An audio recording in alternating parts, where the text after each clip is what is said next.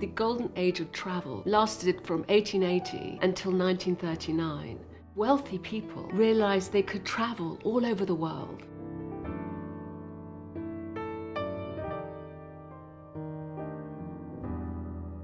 You had these four brothers called the Soirees brothers. They realized that Singapore was really starting to happen, but it didn't really have important hotels. And their ambition was to make this incredible hotel called Raffles, and it began in December 1887.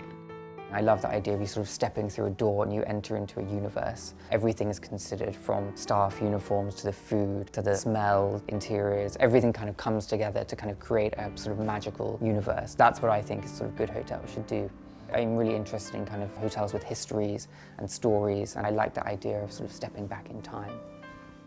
All those anecdotes, for instance, the Singapore sling, I think it began in 1915. We forget this, but elegant women were not really allowed to drink alcohol. So the fact it was pink, people had no idea it was sort of laced with gin, and it looked very mild, but was pretty dangerous. I just love that idea of escaping everyday life, and so I really tried to capture that in the illustration. An oasis, a pool, a sort of jungle, but then just far off in the distance you've got the city life going on. For me, that kind of sums up what Raffles is about, somewhere to go and rest and relax.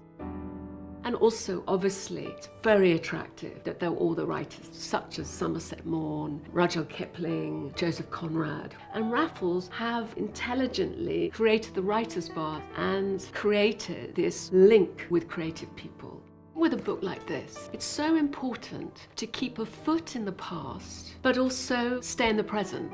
Mostly they were contemporary images that I was looking at. It was really fascinating to sort of explore how each hotel has a very distinct style. And yet, even if you have a modern Raffles, let's say in Dubai, you want the Raffles rituals stay the same with every Raffles hotel.